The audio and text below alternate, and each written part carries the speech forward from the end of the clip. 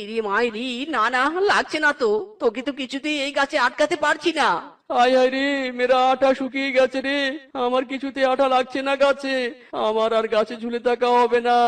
তোকে একটু খোঁচা দিয়েছিলাম বলে তুই আমাকে একদম গাছ ছাড়া করে দিলি। কিরে মিসকে, এখানে কি করছিস? বাবা তান্ত্রিক, এই কাঁঠাল নিয়ে মহা বিপদে পড়েছি আমি। কাঁঠালকে শাস্তি দেওয়ার জন্য এই গাছ থেকে ছিঁড়েছিলাম। এই বেটা কাঁঠাল এখন আমাকে এত জ্বালাচ্ছে যে কাঁঠালকে আবার গাছে রেখে দিতে এসেছি, কিন্তু কিছুতেই আগের মতো করে দিতে পারছি না।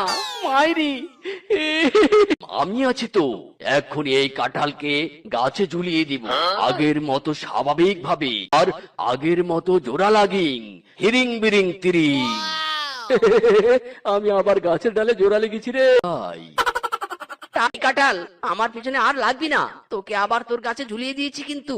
বাবারে বাবা, যে নাজেহাল করে ছেড়ে দিলি আমাকে, এখন কেটে পড়ি বাবা। আমিও আর কারো পিছনে খোঁচা দিব না বাবা। এবার তো তান্ত্রিকের সাহায্যে গাছের মধ্যে ফিরতে পেরেছি। পরের বার যদি না পারি, না না বাবা, এখন আমি ভদ্র কাঁঠাল।